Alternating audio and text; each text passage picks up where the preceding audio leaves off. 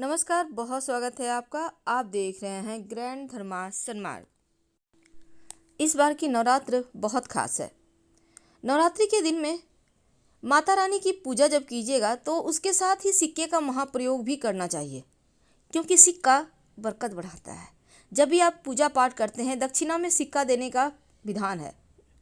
यहाँ तक कि पूजा पाठ में भी आप सिक्का ही भगवान को अर्पित करते हैं। तो सिक्के में इतनी ताकत है कि वो लक्ष्मी को आकर्षित करता है। आज हम आपको नवरात्र के दिनों में सिक्के का महाप्रयोग बताएंगे। आप अपनी सुविधा अनुसार कर लीजिएगा, लेकिन जो आप जौ बोने का इस्तेमाल करते हैं मिट्टी का पात्र, इस मिट्टी के पात्र में जहाँ पर आपने जौ बोया है, एक सिक्का जरूर रख दें। अगर आपके पास चांदी का सिक्का है, सोने का सिक्का है, वो भी रख सकते हैं। नहीं है तो 1 रुपये का एक सिक्का रख दें। और जो कलश आपने स्थापना किया है उसमें भी एक सिक्का डालना मत भूलिएगा। अब नियमित रूप की पूजा में दीपक में आपको लौंग तो डालना ही है। आप चाहें तो एक सिक्का भी रखना शुरू कर दें। यह सिक्का एकदम से सिद्ध हो जाएगा। आपके घर में जो अखंड दीपक जला है, इस दीपक में भी आप एक सिक्का, एक कौड़ी और लौंग डाल सकते हैं। अगर आपने नहीं डाला है तो कोई बात नहीं, लेकिन नियमित रूप से जो आप दिया बाती करने के लिए दीपक जलाते हैं उसमें भी डाला करें। एक ही सिक्का को रोज़ यूज़ करें। तो इस सिक्के को डालने से जीवन की मुश्किलें समाप्त होती है। और बाद में सिक्के को फेंकना नहीं है। इस सिक्के को आप जब आप सुपारी, पुष्प, सिक्का वगैरह सब पूजा कर रहे हैं तो आप संभाल कर रखें, पर्स में, धन स्थान पे। ये आपके घर में धन धान्य से आपको भर देगा। बहुत सिंपल है, लेकिन सिक्के का बहुत सारे प्रयोग होते हैं। जीवन की तमाम कठिनाइयों से बाहर निकलने के लिए हर व्यक्ति धन के लिए सुबह से रात तक भागता रहता है। और आजकल के समय में महंगाई इतना है कि आपको अगर कितना भी कमा लें तो कम ही पड़ जाता है। लेकिन एक छोटा सा प्रयोग जो सिक्के का प्रयोग है, अगर आप करते हैं तो आपके जीवन में जो धन की मुश्किलें हैं वो कम होगी, वो बचत होने लगती है। तो सबसे पहले हम आपको बता दें आपकी जानकारी के लिए, जब भी किसी से आप पैसे लेते हैं तो पैसे 5 उंगली से पकड़ कर लीजिए, तो बरकत बनी रहेगी। क्योंकि सभी 9 के 9 ग्रह का साथ आपको मिलेगा उस धन को बढ़ाने में, बरकत देने में। कोई भी व्यक्ति आपको 2 उंगली से पकड़कर पैसे देता है तो वो पैसे आपको बरकत नहीं देगा। इसलिए कोशिश करें जिनसे आप पैसे ले रहे हैं वो भी सभी उंगली से पकड़ के ही आपको पैसे दें, और आप भी सभी 5 उंगली पकड़कर ही पैसे लीजिए। तो ये तो थी सिंपल सा प्रयोग। दूसरा, आप कोशिश करें कि जैसे कि सिक्का, कॉइन जो होता है ना, वो जब भी आप किसी को कोई नेक देते हैं तो 11, 21 ऐसे दें। सिर्फ 10 दे दिए, 20 दे दिए, 50 दे दिए, ऐसे मत दीजिए। और कभी कभी क्या होता है, 1 का सिक्का नहीं है तो आप 2 का सिक्का दे देते हैं, तो ये भी मत कीजिए। चलिए आज हम आपको एक छोटा सा प्रयोग बताते हैं।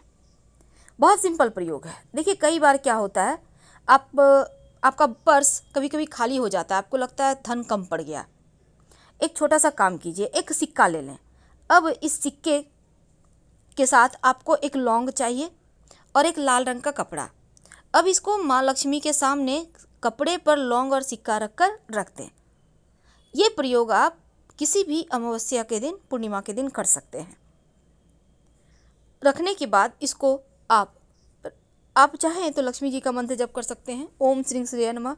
फिर इसको बांधकर धन के स्थान पर या पर्स में रख लें, बरकत होने लगती है। दूसरा, कई बार होता है कि आपके जीवन में धन की मुश्किलें ज़्यादा परेशान करती है, तब आप एक सिक्का ले लें।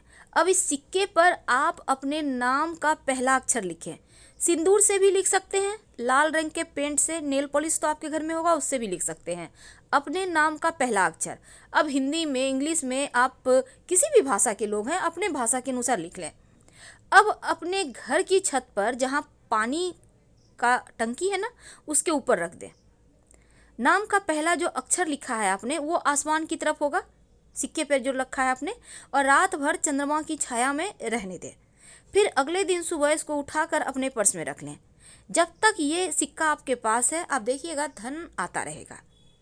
कई बार कर्ज बहुत परेशान करता है, तब एक छोटा सा काम करें, एक सफ़ेद रंग का कपड़ा ले लें।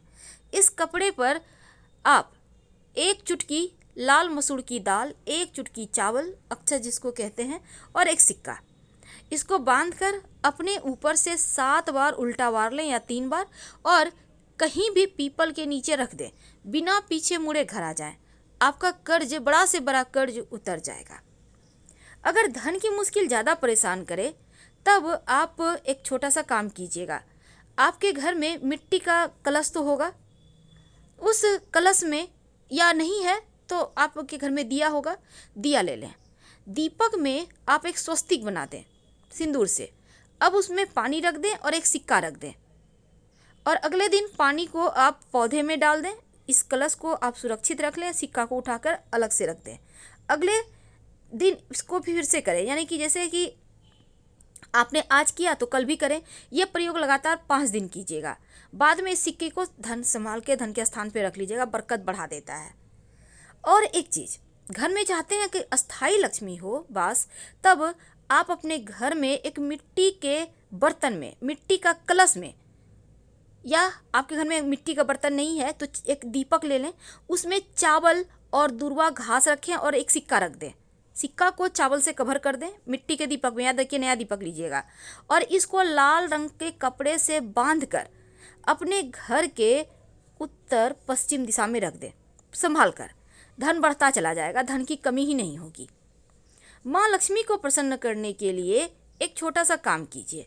आप एक, आपके घर में अगर चांदी का प्लेट है तो अच्छी बात, नहीं तो आप एक प्लेट ले लें और इसमें एक सिक्का रखें और इसके ऊपर चावल के कुछ दाने रखें, और इस बर्तन को आप अपने घर के पूजा स्थान पे रख दें। यानी कि प्लेट के ऊपर आपको सिक्का रखना है, चावल के कुछ दाने रखना है और कुमकुम से पूजा वगैरह करें।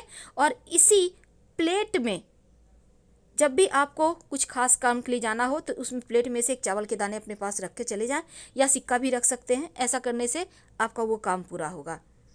अगर शनिदेव की परेशानी है तब एक काला रंग का कपड़ा ले लें, उस पर एक कॉइन रख दें, और इसके साथ ही थोड़ा सा काली उड़द, एक मुट्ठी सवा मुट्ठी ले लें, थोड़ा सा काला तिल, इसको बांधें काले कपड़े में और अपने ऊपर से 3 बार या 5 बार उतार लें और ले जाकर कहीं भी पीपल के नीचे रख दें। शनि संबंधी जो भी दोष होगा वो समाप्त हो जाएगा। तो ये किस्मत बदलने वाले टोटके हैं जो आपके जीवन की हर मुश्किलों से आपको बाहर निकालेगा। वैसे गणेश जी को, चूँकि इस बार बहुत खास दिन बना है, और जब भी अमावस्या तिथि हो या बुधवार का दिन हो, उस दिन एक छोटा सा काम कीजिए। आप जब गणेश जी की पूजा करते हैं तो एक सिक्का और एक सुपारी गणेश जी को अर्पित कर दें, और जब भी किसी खास काम से जाएं तो जो सुपारी है, सिक्का गणेश जी के पास रहने दें, उसको अपने पॉकेट में लेके चले जाएं। काम आपका सफल होगा। फिर लाके सुपारी को गणेश जी के सामने रख दीजिएगा। कई बार होता है कि आप के घर में पैसा नहीं टिकता, तब ऐसे में आप कलश वाला उपाय कीजिएगा, जो हमने कहा कि मिट्टी के कलश में आप स्वस्तिक बनाइए और एक सिक्का रख दीजिएगा।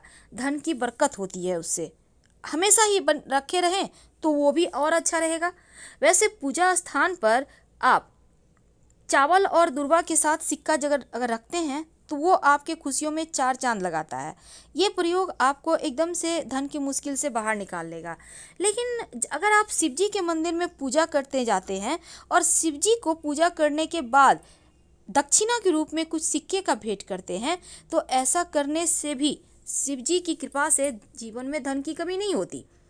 और शाम के वक्त जब आप दिया जलाते हैं तब दीपक में सिक्का डालकर ही जलाएं, और ये सिक्का रोज आप डालिएगा। नकारात्मक ऊर्जा समाप्त होगी और अच्छे अवसर जीवन में मिलेंगे, जो आपके जीवन की हर मुश्किलों से आपको बाहर निकालेगा। और आप चाहते हैं कि नौकरी व्यापार में खूब आपकी तरक्की हो, तब ऐसे में आप क्या करेंगे, एक लाल रंग का कपड़ा में आप एक सिक्का बांधकर अपने धन के स्थान पर रख दें, और इस सिक्के को कभी खर्च मत कीजिएगा। और हमेशा ही शनिवार के, खासकर शनिवार के दिन आप गरीबों को खाने पीने की वस्तु का भी दान कर सकते हैं। किसी भी अमावस्या को भी कर सकते हैं। अगर भाग्य साथ ना दे तो अपने पर्स में एक मोर पंख और एक सिक्का हमेशा रखिए। भूला हुआ भाग्य, भटका हुआ भाग्य भी आपके पास आ जाएगा। और जो सिक्का आपने भगवान को अर्पित किया है, उस सिक्के को लाल कपड़े में अच्छे से बांधकर, या फिर आप उस सिक्के को उठा लें पूजा पाठ करके और अपने पर्स में रख लें, धनस्थान पे रख दें। अगर आप पहले से आप ये प्रयोग कर चुके हैं इसके पहले पूर्णिमा या एकादशी पर, तो फिर आप उसी सिक्कों को दोबारा प्रयोग करें, पर इस सिक्के को खर्च नहीं करना है। आप देखिएगा बरकत बढ़ जाएगी, मुश्किलें कम हो जाएगी। आप जैसे कि हम मान लेते हैं पर्स में आप कॉइन भी रखते हैं, कहीं मिल ना जाए, मिक्स ना हो जाए, तो इस सिक्के पर लाल मौली धागा थोड़ा सा लपेट दीजिए, या आप कुछ टीका वगैरह मोली रोली का लगा दीजिए, इससे भी सेफ रहेगा। फिलहाल विदा लेते हैं। हर हर महादेव। धन्यवाद।